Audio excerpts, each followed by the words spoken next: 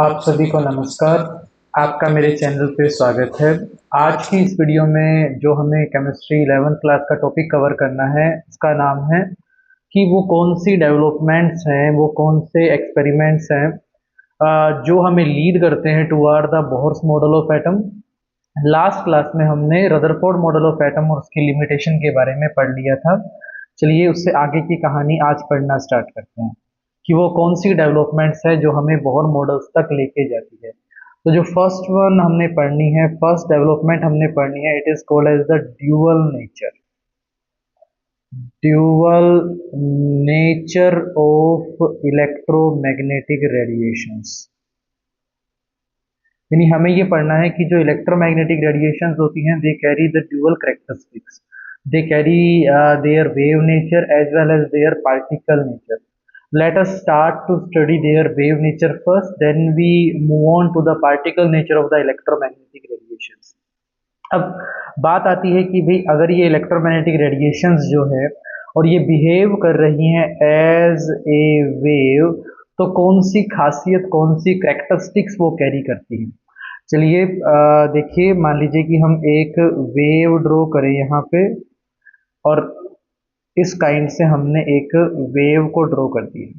तो this one is a form of wave जिसके अंदर मीन जो पोजीशन है उससे डिस्प्लेसमेंट होता है दोनों डायरेक्शन में, टू एंड फ्रो में। तो ये एक काइंड से हमने एक ड्रॉ कर दी एक वेव। जैसे थोड़ा सा प्रैक्टिकल वे में समझने के लिए देखिए, वैसे तो वेव होती है वो दो काइंड की होती है। एक तरह की वेव को बोलते हैं मैटर वेव्स, और दूसरे तरह की जो वेव्स होती हैं इन्हें कहते हैं हम electromagnetic waves. Electromagnetic waves, matter waves वो होती है जो मैटर में उठती है। लाइक अगर आपने कभी किसी पानी में कभी कोई स्टोन फेंक के देखा होगा, तो जिस पॉइंट पे वो स्टोन स्पाइक करता है वहां से आपकी लहरें उठना स्टार्ट कर देती हैं, वेव उठना स्टार्ट कर देती है दोनों तरफ। तो वो जो वेव हमने देखी है वो आपकी क्या होती है, मैटर वेव होती है। ये सेम हमने तब भी देखा है कि जब आप किसी सितार, गिटार ऐसे इंस्ट्रूमेंट की स्ट्रिंग को आप हल्का सा नीचे की तरफ पुल करें और छोड़ दें, छोड़ के आप पाएंगे फिर ये इसी पॉइंट से फिर स्टार्ट हो जाती है अप एंड डाउन का मोशन शो करना। तो ये जो आपने देखा हुआ है ये मैटर वेव्स होती हैं। सेम वे में आपकी इलेक्ट्रोमैग्नेटिक रेडिएशन भी in the form of wave travel करती हैं, जिसमें कोई वो इस काइंड का पैटर्न आपको शो करती है।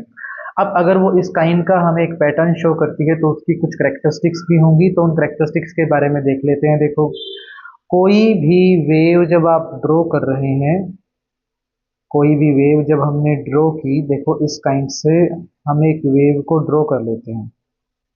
तो इस मीन पोजीशन से देखिए, एक तो जो वेव का जो आप डिस्प्लेसमेंट कर रहे हैं ऊपर की तरफ दिखा रहे हैं, और एक इस मीन पोजीशन से डिस्प्लेसमेंट दिखा रहे हैं जो नीचे की तरफ दिखा रहे हैं। ऊपर की तरफ जो डिस्प्लेसमेंट है इसे कहते हैं क्रस्ट, नीचे की तरफ जो डिस्प्लेसमेंट आ रहा है इसे कहते हैं trough. This one is crest, this one is trough, and this maximum displacement from its mean position is called as amplitude. Amplitude means, if someone asks what do you mean by the crust, so that maximum displacement from this position to upward direction, that one is the above part, it is called as the crust, and that downward part it is called as the trough. Okay, and the maximum value of displacement, that maximum value is called as amplitude of the wave. In similar way, there is another property which is called as the wavelength. The name of the property is wavelength. Length of the wave is called as the wavelength. Like this is a single wave drawn in front of you. So the length, overall length of this wave is called as the wavelength.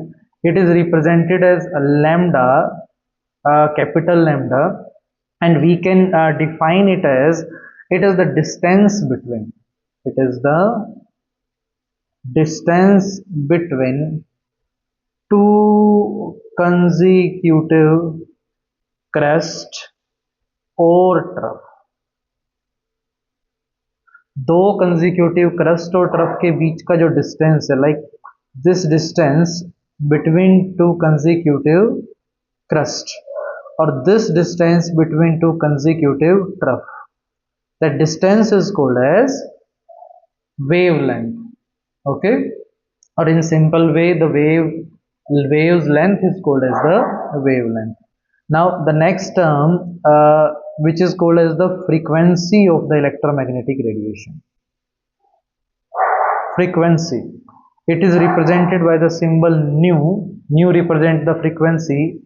It resemble with the term v. V represent the velocity, and this one is nu. Nu is frequency. The meaning of frequency is that the total number of waves passing through a point in 1 second is called as frequency. It is measured in hertz. एक point से एक second में कितनी number of waves पास करती हैं, उस number को हम क्या बोलते हैं, फ्रीक्वेंसी बोलते हैं. And we can say that electromagnetic radiation travel with the velocity v which is equal to the speed of light c. तो अगर कोई वेवलेंथ बड़ी भी है या छोटी भी है, they all travel with the same velocity. Means एक पॉइंट से अगर वेव्स को पास करना है और वो सेम स्पीड से ट्रेवल कर रही हैं, तो जितनी बड़ी वेव्स होंगी या जितनी छोटी वेव्स होंगी, तो उनके नंबर ऑफ पासिंग में फर्क आएगा. यानी जो वेव जितनी बड़ी होगी, एक सेकंड में एक पॉइंट से उतनी ही कम वो क्रॉस कर पाएगी. This means that the relationship between the lambda and frequency is inversely proportional. Meaning more will be the wavelength, lesser will be its frequency, and lesser will be the wavelength, more will be its frequency. तो ये हमने अभी सीखा एक another characteristics के बारे में wave की, जिस करेक्टरिस्टिक्स को हम बोलते हैं फ्रीक्वेंसी. तो हमने पढ़ लिया फ्रीक्वेंसी के बारे में, वेवलेंथ के बारे में. ऐसे ही एक टर्म और है हमारी जिसे हम कहते हैं nu bar, and this nu bar is called as the wave number. And we can define it as it is the reciprocal of the wavelength. So the reciprocal of the wavelength is called as the wave number. So 1 by lambda आता है, जिसे आप क्या कहते हैं, wave number कहते हैं. Like अब बात ये आती है कि हमने पढ़ लिया है, we deal with the lambda which is the wavelength, frequency, nu, then speed of the these electromagnetic radiation, v velocity, which can be replaced with the c speed of the light, 3 into 10 raised to power 8 meter per second. So now we can relate these terms, like the frequency, it is inversely proportional to the wavelength of the electromagnetic radiation, and when we replace this proportionality symbol with equal sign, we have to use a constant. So nu, it is equal to c divided by lambda. This is the constant used because speed of the light is constant. So this is the relationship between these three terms, frequency, wavelength and the speed of the light. इनके बारे में हमें जानकारी होनी चाहिए, और ये हमें ध्यान भी रखना है कि ये जो आपका रिलेशनशिप है वो कैसे फ्रीक्वेंसी को वेवलेंथ के साथ रिलेट करता है, ताकि जब हम आगे चल के प्रॉपर्टीज पढ़ेंगे उन प्रॉपर्टीज को हम डिफाइन कर पाएंगे.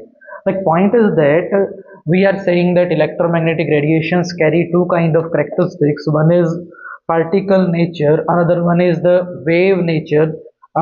When the electromagnetic radiation satisfy these two, only then we can say it as it carry dual nature, it carry dual characteristics. तो अब हमें पढ़ना है वो कौन से ऐसे फिनोमिनाज हैं, वो कौन सी ऐसी प्रॉपर्टीज है which can only be explained when we consider the electromagnetic radiations as a wave nature. So the first one characteristic which we are going to study here, it is called as the interference. Interference. Now what do you mean by interference? तो एक छोटा सा question हम ये करते हैं कि मान लीजिए कि आप कोई भी एक पार्टिकल लें, कोई भी एक ऑब्जेक्ट लें. मान लो हमने एक यहाँ पर चौक ले लिया. अब ये जो चौक है ये हमें नजर आ रहा है, क्या हो कि अगर हम एक अनदर चौक भी किसी सेम लोकेशन पे रखने की ट्राई करें। हमारे पास सेकंड चौक है, अब हम चाहते हैं कि जिस एक स्पेस में ये चौक आ रहा है सेम दूसरे में, मतलब सेम ही स्पेस में दूसरे वाला भी आ जाए। लेकिन प्रैक्टिकलिटी में आप समझ पा रहे हैं कि ऐसा संभव है नहीं, क्योंकि जो लोकेशन इस वाले चौक ने आपका ऑक्यूपाई कर रखी है सेम लोकेशन उसी टाइम पे दूसरे वाला चौक ऑक्यूपाई नहीं कर सकता। या अगर आप इस पहले वाले को दूसरे वाले के स्थान पे उसी टाइम पे रखना चाहें तो ऐसा संभव नहीं है। Means particles only occupy a definite space, वो उसी स्पेस में रहेंगे और सेम स्पेस में वो किसी और को रहने नहीं देंगे, क्योंकि मैटर के बारे में हमने पढ़ा है, मैटर की डेफिनेशंस के बारे में हमने पढ़ा है। But interference say that in a particular location more than one waves can be occupied. आप सेम लोकेशन पे सेम जगह पे एक से ज्यादा नंबर ऑफ वेव भी ला सकते हैं। Like this is the first wave I can draw here, मैं इसके बाद सेकंड भी ड्रॉ कर सकता हूँ, थर्ड भी ड्रॉ कर सकता हूँ। इन सभी के एम्पलीट्यूड में और क्रस्टफ में फर्क है सिर्फ, लेकिन ये बहुत सारी यहाँ पर एक ही पर्टिकुलर लोकेशन को ऑक्यूपाई कर सकती है।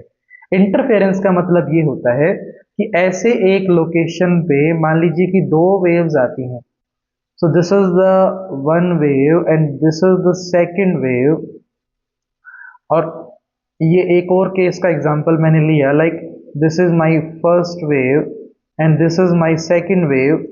Interference is that more than one wave can overlap at a particular location, and after its overlapping they can combine either by addition or subtraction. Means in this first case A as compared to the case B, because the displacement of the wave is on the same side in the crust and the trough, so they can combine together.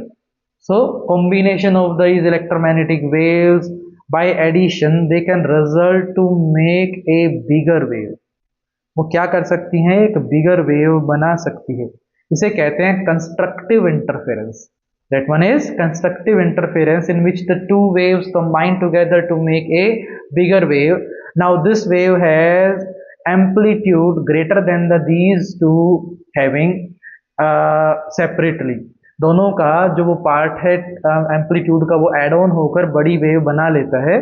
On the other hand in the case B, this is example of the destructive interference in which the these two part crest and these मतलब these two waves they cancel out each other, और इनका cancel out करने के बाद जो resultant wave बनती है उसका जो एम्पलीट्यूड होता है दोनों से क्या होता है, कम होता है।